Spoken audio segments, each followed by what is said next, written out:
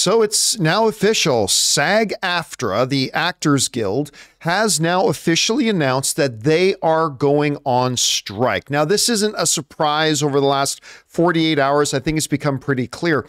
But here's something that's interesting.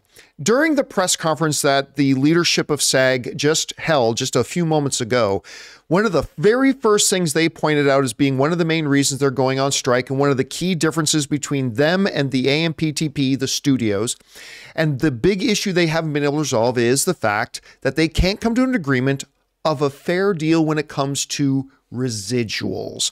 Residuals are a payment that you guys know that goes out to writers or actors, later on in the life of a television show or movie, stuff like that. When a TV show goes into syndication and continues to play, residuals get paid out to actors and writers. We've talked a lot about that, but the world of residuals has changed a lot under the system of streaming, right? Streaming has changed a lot of it. Recently on the John Campea Show, we talked about one writer in particular who wrote on a network TV show that had very modest popularity and got like a $4,000 residual check.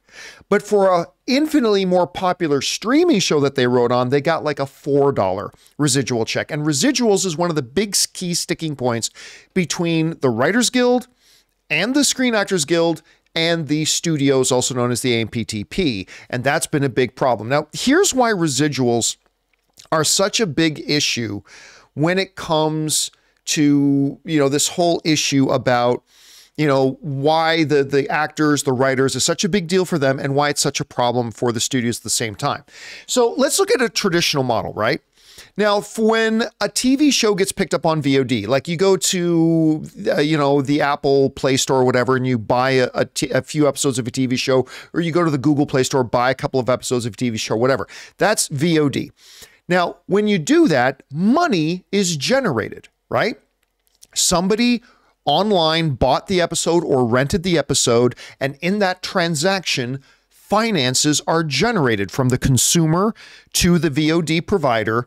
Money is generated. Now that can then be calculated and figured out in an objective mathematical way. Okay, we did $2.50 rental to 100,000 people. That's, 200 whatever many thousands of dollars, and 1% of that goes to residual payments, you can figure it out.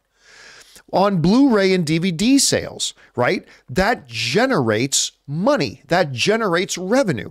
When a consumer goes to Best Buy or Target or Walmart or whatever and buys a DVD or a Blu-ray, a transaction takes place, money changes hands, revenue is generated, and there's a mathematical formula that the studios, distributors, providers can figure out that out of all this revenue generated, this much goes to the residuals, to the writers and actors and what have you. Same thing for even just watching this one down here at the bottom, watching television at home. Because when you rerun a television show or something like that, commercials play on it. Well, commercials represent a transaction. The advertisers pay the networks, money is generated, and therefore a mathematical formula can be applied to figure out how much residuals are writers and actors entitled to as a result of those transactions. But now we live in the era of streaming, and that has become a main problem because how on earth do you figure out how much money is generated from streaming?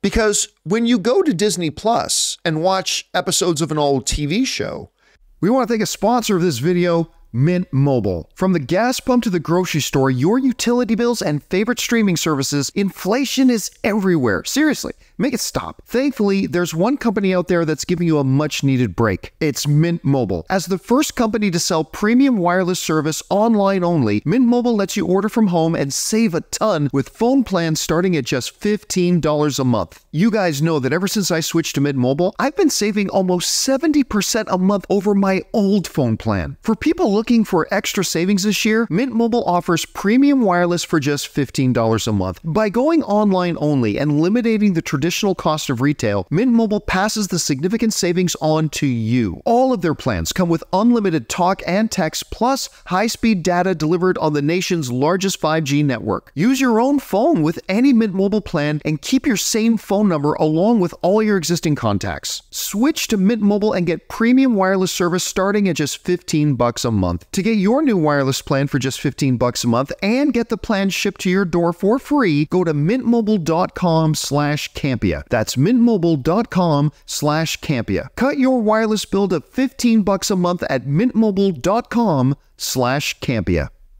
There is no more transactions happening, right? I mean, we go back to this. VOD, a transaction happens. Blu-ray or DVD sales, a transaction happens. Watching television commercials play, a transaction happens. Money is being generated at each one of these three levels.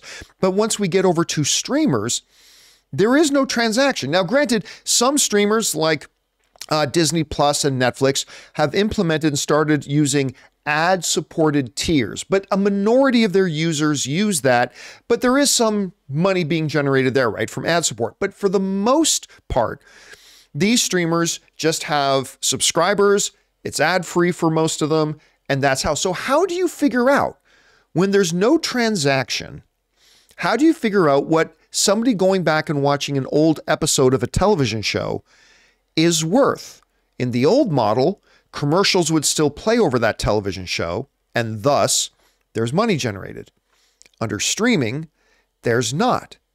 So you have now the studios who are in a position and the streamers that are in a position, well, look, we're already removing shows from our networks. As a matter of fact, you know, HBO and Disney Plus and others have just started dropping shows and dropping movies from their streaming services. Why? Because those shows, even just existing on the streaming service, there are licensing fees that need to be paid out.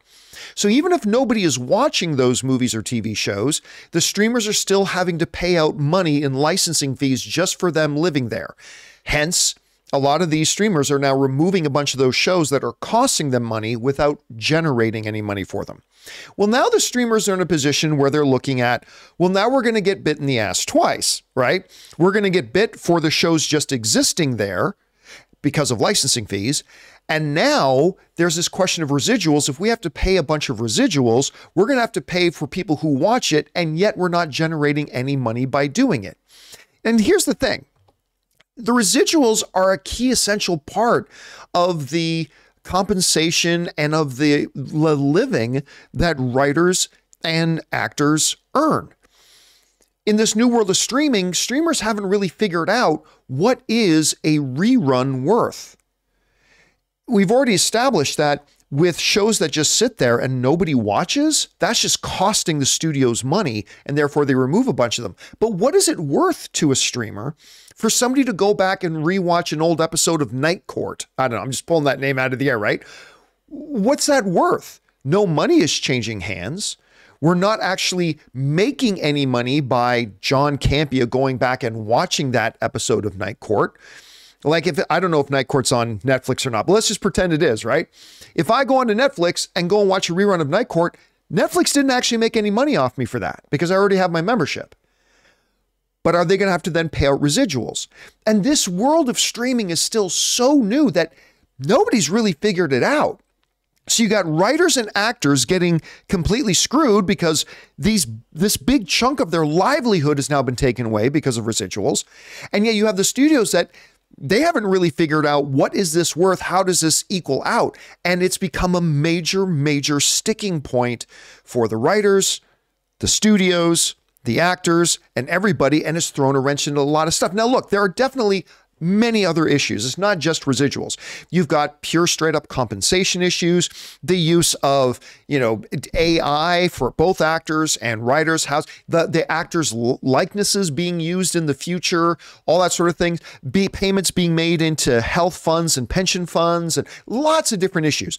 But this one of residuals, I guarantee you, is the main sticking point, and ain't nobody has an answer for it right now, and they got to get this figured out. Anyway, guys, question is for you. What do you see as potential solution here? Do you have any ideas in a way that'll be both fair to the writers, the actors, the streamers? Like, what's a mathematical approach you can take to this? Is there a clear answer?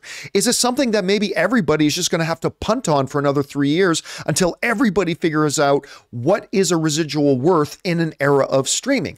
I don't have the answers for that right now. Maybe you guys do. Hopefully, all these people can come to some sort of an agreement sooner rather than later, and then get the industry back to working again. Whatever you guys think, jump down into the comments section below and let me know your thoughts. Hey guys, thanks for checking out our video. Did you know that we have a daily podcast, hour long, every single day, Monday through Friday, that you can find on Apple Podcasts, Spotify, or your favorite podcasting app of choice? Just search for the John Campea Show podcast.